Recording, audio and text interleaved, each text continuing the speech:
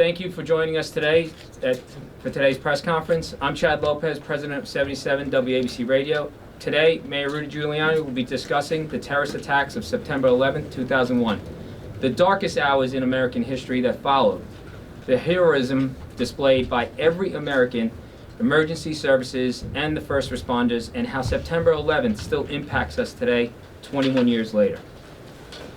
Before Mr. Giuliani speaks, Chairman CEO of 77 WABC Radio, John Catsimatidis, who also serves as the chairman of the Federal Law Enforcement Foundation and the Police Athletic League of New York, will deliver some brief remarks with his memories and sentiments on September 11, 2001, as well as announcing how 77 WABC will be honoring the lives lost on that fateful day throughout the weekend.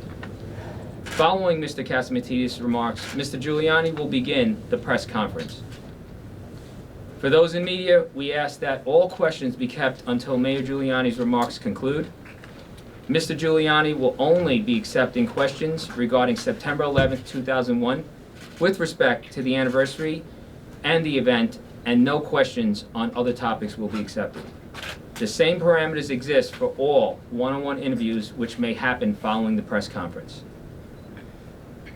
Without further ado, I would like to turn it over to John Catsimatidis.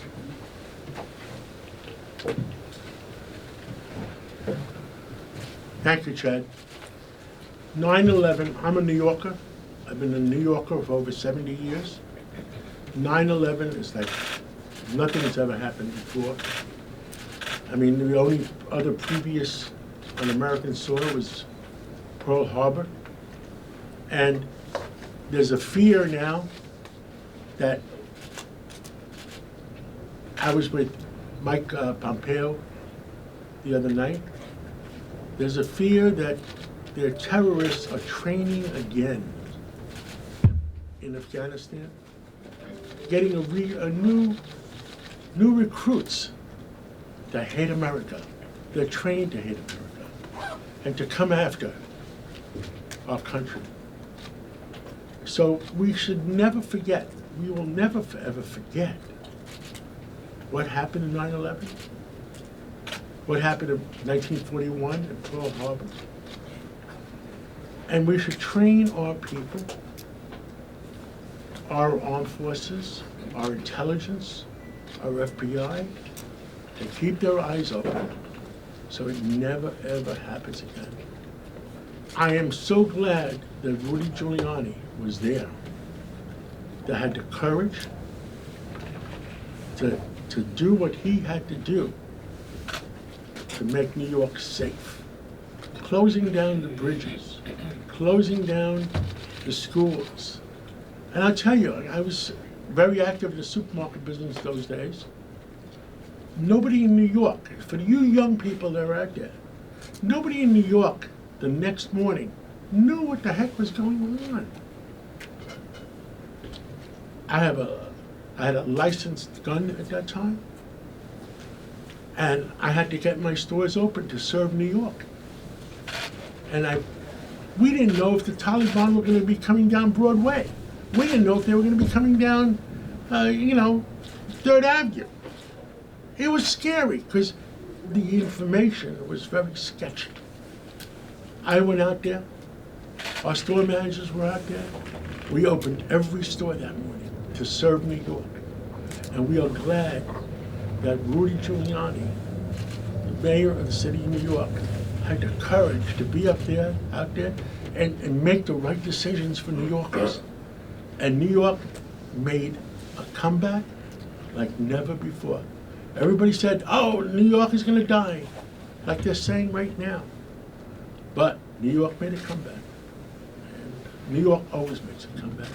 And we're here not to listen to me. We're here to listen to our former mayor, Rudy Giuliani. Rudy, thank you for everything you've done for New York and America and spoken out. And your courage helped New York survive. Thank you. Thank you.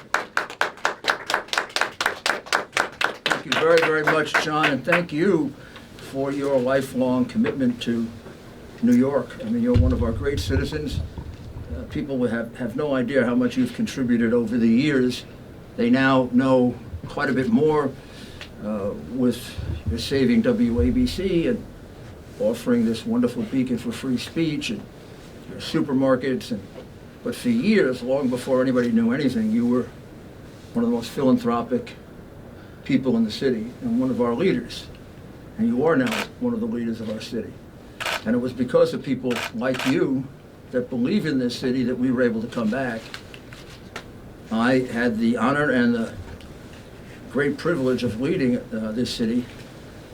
Of course, I can't forget on a day like today that when I was honored with the honorary knighthood by Queen Elizabeth II, I said to her, because behind me were Tom Von Essen and Bernie Carrick, that I really don't accept this for me.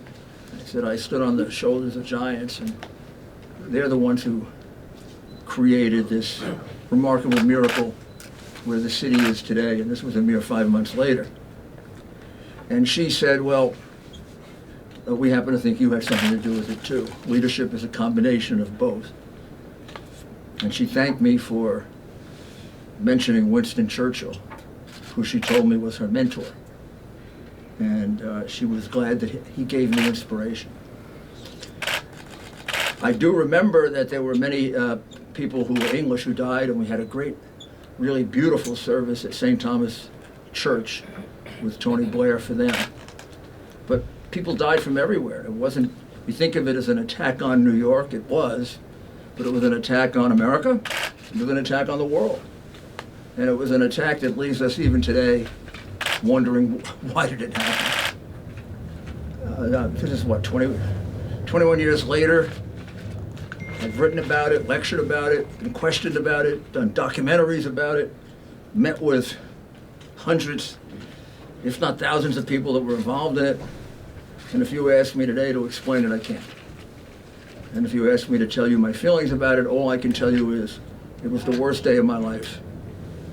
And the worst day in the life of my city, and the greatest day of my life, and the greatest day in the life of the city. So when we say never forget, I hope we're including in that never forgetting the resiliency of the people who had to respond to it.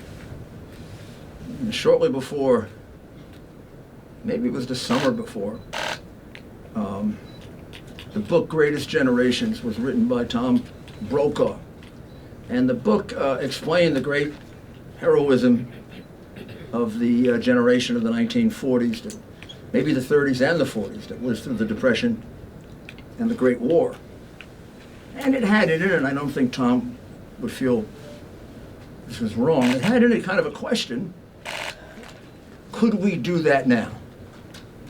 Could the present generation, which is a generation or two later at that point, would they have the courage and the strength and the tenacity and to do the same thing? And I have to tell you, when I read the book as the mayor of New York, we were pretty much through our turnaround. And I was very impressed. I mean, the city turned around much more than I thought it would. I'd have been satisfied with half of it when I was running for mayor, maybe a quarter. If I brought crime down 20%, 25%. I think I would have felt I did a miracle. It turned out to be 65. If we got 100,000 jobs for people on welfare, I would have thought, wow, well, we got 500,000. I don't need to go into that, but I was in a pretty good feeling about the city and about the capacity of the city and about the strength of the people of the city, but I still didn't know. And when the attack happened, I won't go through all the details, but the first really traumatic moment for me was standing with Bernie Carrick and Joe Lota and a number of my police officers, and about half a block away from the fire department command post, and watching a man jump down from the 101st floor. And probably shouldn't have, but I just stopped and watched it, sort of like transfixed by it. And I saw him hit the ground. And I guess if it were another time or place, I would have been in a state of shock, but I couldn't allow myself to be. I just leaned over to Bernie and I said, Bernie, this is much worse than anything we've endured in the past. because both he and I probably thought at that point we had endured everything. I was even in the middle of drafting a book about leadership, pretty much saying we had been through everything and we know everything. Well, this hit me with a shot of humility as big as the sky. And I said, Bernie, we never handled this before. Nobody ever has. We're going to just have to do our best, use our common sense, and then ask God to make it right.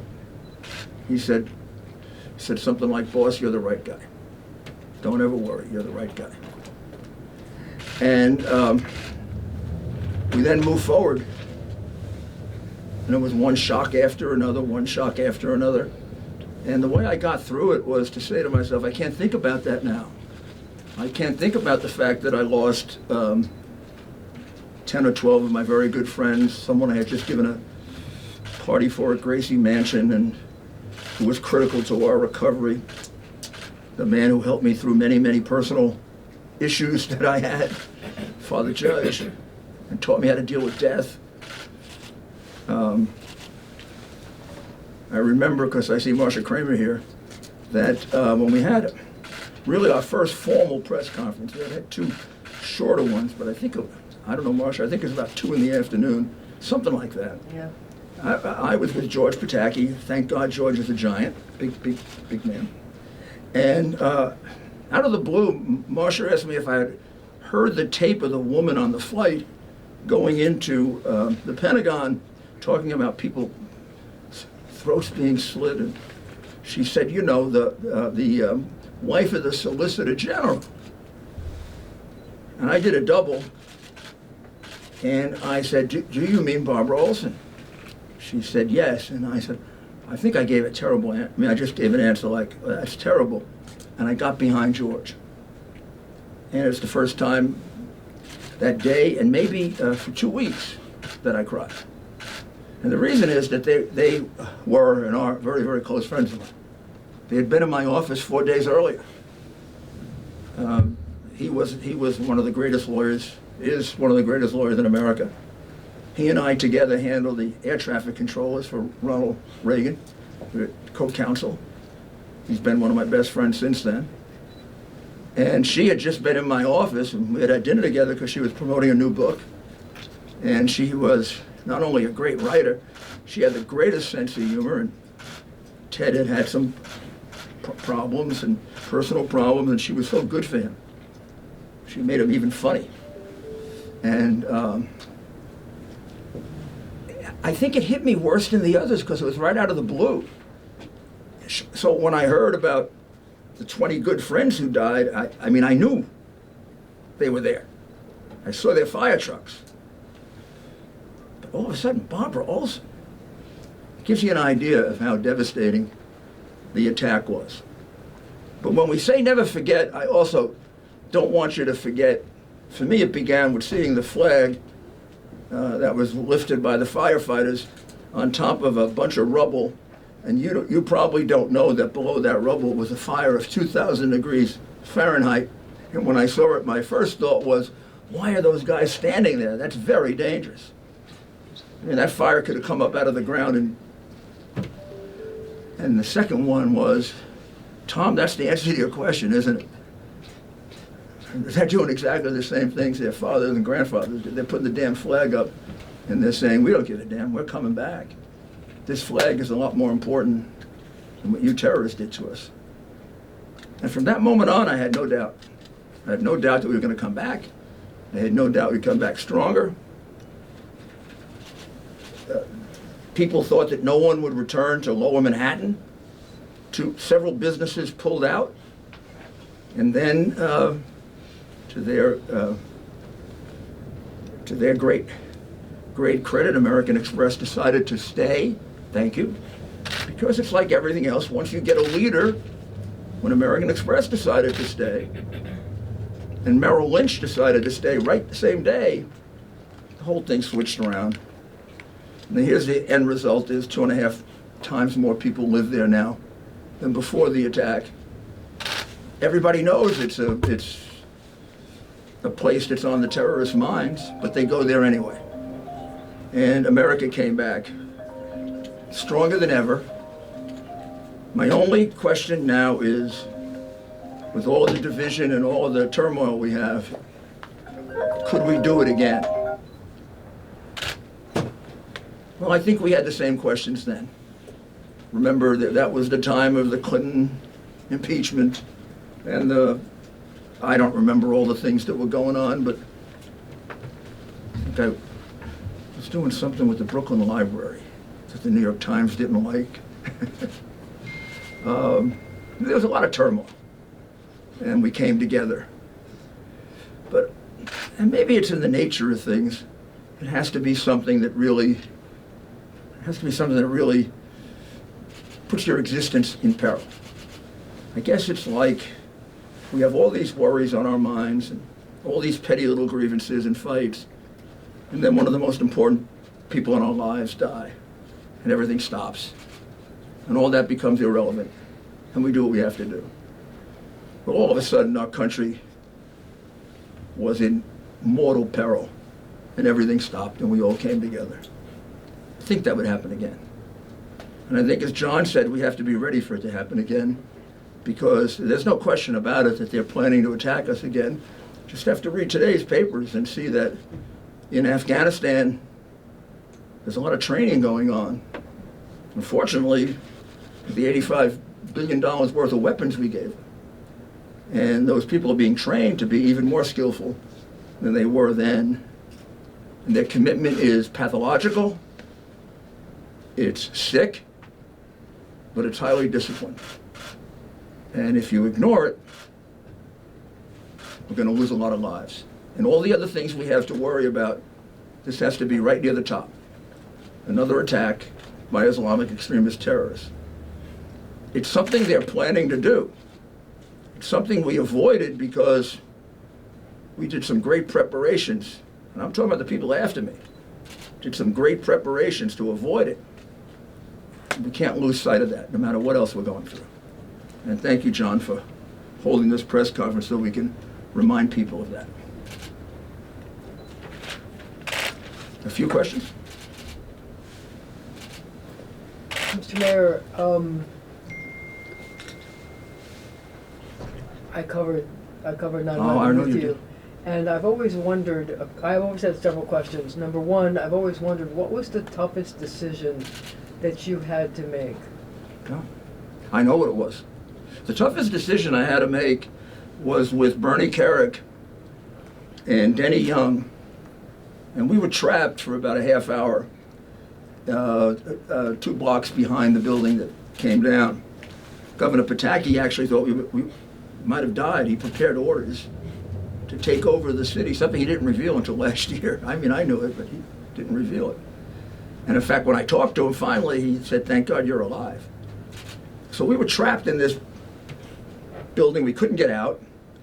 We tried to get out through the basement, and we couldn't get out. They were all trapped. We went back upstairs. Things were worse. We finally met these two gentlemen, these two janitors who knew the building, and they helped us find a way into the building, catty corner to it. So we came out with a great sigh of relief. We opened the door and we looked outside. It was a glass opening, and all we saw was it looked like an atomic attack. Things floating through the street. One of our bravest police officers, who was a partner of Bernie Kerik's at one point, came in all bloodied and beaten, and he's just a man who was like a judo expert. He looked frightened. And when a guy like that looks frightened, an ordinary person gets really frightened. So I said to Bernie and to Denny, we got to make a decision. We either stay in the building, don't go out there and get hit the way Tibor did, but this building could come down. It was shaking. And then we're all dead. And we got 50 people here. 3 of the 4 deputy mayors, the people who would run the city. Is it better we go outside or we stay inside? And I decided it was better we go outside. I was sure some of us would die. Didn't know who, but I was sure not all of us would. And I think that was probably, at least it was the first really, really difficult decision. Also telling the families the final answer that we're not going to find your. I mean, they hung on to it, and I probably let it go a day or two more than I should have, because I just couldn't come to just say, well, gee, we're just not finding. We're not going to find anybody else. So, but the question that I always paid attention to is that for days, you said that this was a rescue and recovery mission. That's Rescue and recovery. And I always wondered whether you continued to say rescue because you thought it was really difficult for the families to realize that nobody was coming back. 100%. And I wondered what your thought was and why you wanted to do that, where you were trying to ease them into accepting the difficulty of the situation. And was that a conscious decision that you made? Maybe you could talk about that. Yeah, it was a conscious decision. I could give you two answers to it, and probably I don't know which one is the right answer. One was I kept talking to many of them, and I wanted to get the feeling that they were ready for it, and I didn't have the feeling they were ready for it yet. Particularly exacerbated by the fact that they weren't. This wasn't a rescue operation. Or let's say like Oklahoma City, which we handled a lot of, and I knew a lot about Oklahoma City. It was our search and rescue team that led it. They were looking for their brothers, for their fathers, for their sons, for their best friends. It wasn't a search and rescue team, helping unfortunate people that were killed or hurt. They were looking for people they loved most in the world. So taking them down was going to be a really difficult thing, and I wanted to make sure they were ready for it. So I kept checking with them and tried to wait for at least a mass of them to be ready to accept it. And I kept. It took about 6 days, I think, because I remember the night that I did it. Because the day I did it, I brought them all together in a hotel. And for about 2 days before, I kind of signaled it, kind of put a lot less emphasis on rescue. Got the odds down to very slight. And I just felt comfortable now was the right time. I don't know if it was the right decision or the wrong decision. I just went with my gut. But one of the things that sticks in my mind was, I think it was a day after or 2 days after, there was a promotion ceremony outside the fire department. And there were people who were sitting in the seats to be promoted who were actually there. And then there were helmets on the other seats because those people were missing. But the families of all of them were there and believing at that time that their loved ones were being promoted and they were going to come back to that position. And I wonder, was that a conscious decision on your part to give them a little bit of hope because they weren't ready to accept what was really the inevitable? I know that you knew. Well, I remember exactly, it was a Sunday. And Tom had a lot to do with that decision also. Nobody knows the firefighters better than Tom. Tom said, this will help. They're going to get the message when I make the promotion, but there's very little chance. But let's just leave a little hope. But they're going to get it, and then in the next day or two, we'll let them know. And we did on Tuesday. So it was a conscious decision, yes. He was even thinking holding off the promotion, but decided that, first of all, he needed to do the promotion because he needed the people. And number two, he thought it might be a good way to transition into, they'll get 3/4 of the way there, because these are not, you think about your own, you know what it's like when you have a family member and you know they have cancer and they just don't want to tell you. And somehow they are eventually going to tell you, but they just don't want to. Something like that. I mean, I knew when I was standing there that 90% of those families knew, and that it was almost a way of letting the final ones down a little easier. Mr. Giuliani. Was that hard for you? Yeah. It was very, very hard for me because... Was going from rescue and recovery to just recovery? I was one of them that didn't want to give up. I was one that didn't want to give up. I mean, remember,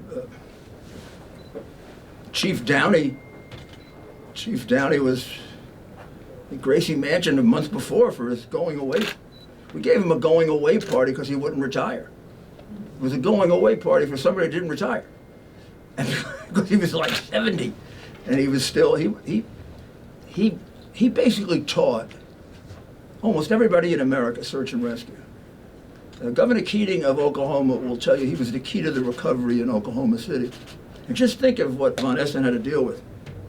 He lost the first day the best guy in the country for search and rescue, the very best. That was Chief Downey, and luckily we had his 4 sons who were all firefighters. Can I ask you about the ceremony that's taking place on Sunday? You're there every year, the reading of the names. Over the years, there's been some talk about how long that'll last and whether, is that going to happen indefinitely? It's been 21 years. What do you think the future of the commemoration should be? I mean, how long do we do the reading of the names? Gosh, I don't know. I'm glad I don't have to make that decision. When I turned it over to Michael Bloomberg, I said, boy, I think you're going to find these will be the toughest decisions you ever have to make. I know Michael had to make all the decisions about, what kind of memorial it would be. And I was asked for a lot of advice on it, and I always tried to give it with a great deal of flexibility. Like, please have a little mercy for the people who have to make this decision because you can't make the right one. I just don't know. I don't know how long it should go on. There should be something that remembers it. I mean, if I were the president, I'd make it a national holiday. But I'm not the president. Tried. Can I also ask you, a lot of the 9/11 families, as you know, over the years, they've been concerned about the Saudi involvement in 9/11, and now they're concerned about this golf tournament coming up that has some ties to the Saudi government. They want to see it canceled, and they also want to see, because it's happening at the Trump course, they want to see the city's contract with the Trump organization cancel or revoke because the events happening at the we course. weren't going to go beyond September 11, but I guess that fits September 11. And I think I'm probably in the best position to speak to this since I gave $10 million back to a Saudi prince. Told him to stick it up his, well, I can't repeat it. When he gave us $10 million for the widows and then went and criticized America's foreign policy with Israel and blamed it for the attack of September 11. It bothers me that 15 of those people were Saudis. It bothers me that bin Laden was a Saudi. But then the rest of my mind takes over, and it wasn't the Saudi Arabian government. There's no indication that it was the government. They have their own set of problems, but the idea that that the Saudi Arabian royal family engineered that attack as a government action, there's no evidence of that, nor would it make much sense, given where they're aligned. As we know from the events of the world, we have to do business with a lot of countries.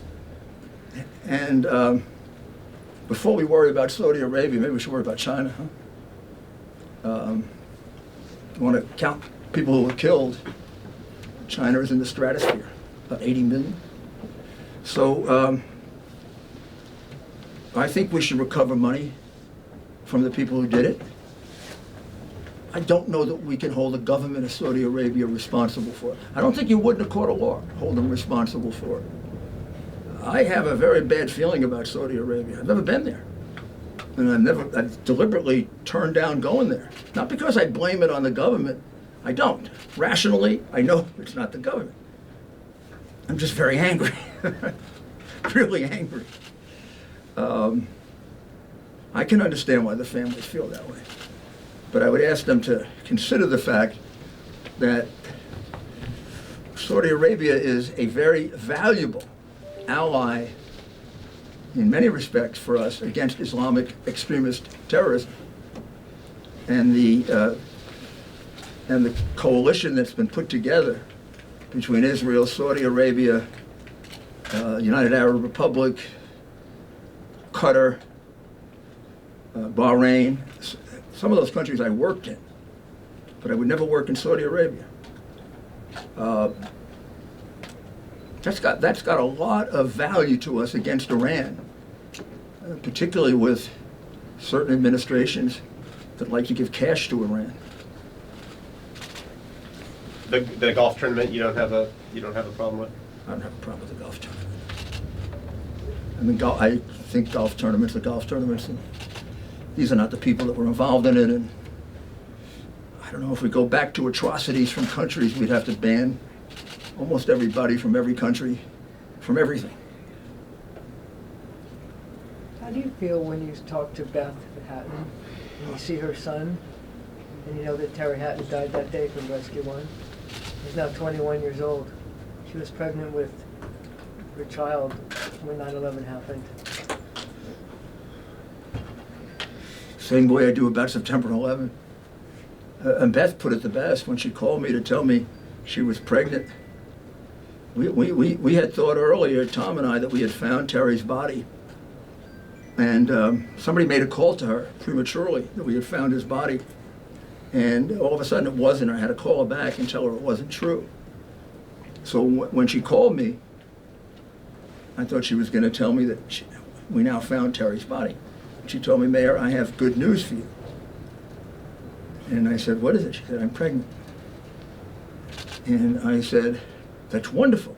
She said, I know you might think it's strange that I said good news, but I think it is because now I'll have Terry. And I've always looked at it that way. So, sure, there's a part of it that's tragic. And when you think of what a father he would have been, you asked me the worst part of September 11. I think it might have been the funerals and the eulogies when the children were there, and trying to explain to the children how they were going to replace the father or mother they lost. And now the worst part is when I come back and I see the children 20 years old or so, and I wonder what it was like to have been missing. I mean, they weren't just missing a father; they were missing. Like Terry was an exceptional human being. I mean, I've said it, St. Patrick's Day. He's exactly what I see. He's exactly what I want my son to be. Well, I'll take one more question. So firefighters have been dying from 9/11 related illnesses over the past 21 years, and soon the number will surpass the amount of firefighters who died on the day. And what are your thoughts on that, and do you think the government should be doing more to help them and their families? Government should do everything it can to help them. I don't, again, even less than with regard to the question with Saudi Arabia, the government didn't do this on purpose. The government didn't do it. Didn't do it because it didn't know what it was doing. This is like a little bit like the questions about coronavirus. You got to give a little room for the fact that nobody knew what this was. When I saw that stuff, I didn't know what it was. I couldn't not go there. I couldn't not have those bodies dug up, particularly at the beginning when we were trying to save them, and even after. These families needed the bodies back. They took the precautions that they thought were necessary. And whatever happened, happened. But I think the government should take care of the needs that they have. There should be accountability for it, because no matter what you ever do, no matter what the good intentions, there are people that take advantage, and you've got to watch out for that. But of course they deserve to be taken care of. It's just one of those things that whoever would have imagined that would happen, and after it was over, you say to yourself, why didn't you imagine it? But it's easy to do after it's over. Well, I just urge on people, when they think about September 11, the Frank Siller and the Tunnel to Towers Fund always come to mind because, you know, Frank lost his brother, Stephen, who rushed to the tower, wasn't working that day, went there voluntarily carrying his bunker gear through the Brooklyn Battery Tunnel and ran into the tower knowing he was going to die to save people. And the family could have been crushed. Instead of being crushed, they started a run, small little run the first year, that I originally opposed because I thought it would get in the way of our effort, and Frank talked me into it because he can talk you into anything, which is why he raised so much money all these years. Now that run has 30,000 people all over the country. They've built hundreds of homes for disabled veterans and firefighters.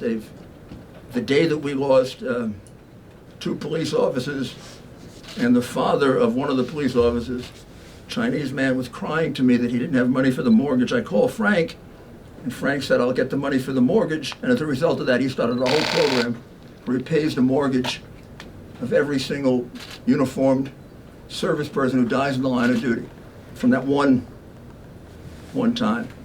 So I'd urge people to try to turn it into something good. Think about the good that came out of it. Think of how we became united. Think of how strong we really are. And maybe that could help us unite a little bit. Could you Thank just you. tell us one more thing, Mr. Mayor? Could Yeah. you tell us what goes through your mind every 9/11? Different things, Marcia. Sometimes wonderful thoughts, like what I just told you. Sometimes I think about the man jumping. Probably that's the bad, terrible thoughts if I have a recurring nightmare, or it's that. Sometimes it's the little boy, little girl crying while I'm trying to explain to them your daddy is still with you, and sometimes it's thinking about Terry's truck. I mean, his truck was halfway in and halfway out where I was when I was working out the plans with Chief Gansey. So I knew Terry was probably at the top of the building. Different things. Thank you, Mayor. Thank you. Thank you. Thank you. It's a day we'll never forget. We'll always remember. Thank you for John, thank you very much. We'll be covering. Thank you. And thank you for all the help back then, too. You know, you were one of the people that really stepped up. Nobody knows it completely, but you're one of the guys who really stepped up. We were there together. We love New York, and we all love New York to this day. He really does. And we all work hard to make sure it never happens again. And I think the object of today should be, let's never forget. Let's make sure it doesn't happen again. And my biggest concern is we're losing right now qualified police officers that are quitting. We're losing qualified fire department people. We're losing qualified military people. So, of the 8 billion people in the world right now, 5.5 billion of them are being ruled by communism and dictators. And only 2.5 billion are ruled by the free world. And they're all depending on the United States of America to keep the 2.5 billion free. And if we don't maintain, it's like I say on the radio, the bullies, the 5.5 billion dictators, the bullies are only afraid if you challenge them. And if we don't have a strong military to keep the United States free and to keep the free world free, I don't worry about myself. I'm going to be okay. Rudy's going to be okay. But Rudy now has grandkids. I have kids and hoping I'm having grandkids. We got to keep them. Those are the people that we're all sitting around saying we got to keep them safe. And I think 9/11 should always be remembered. It should always be celebrated, and we have to work to make sure there's another incident like Well, that. thank you, John. Thank you. Thank you. God bless you. God bless. God bless New York. Thank you. I need to do a stand-up without ABC in the background. It's all right.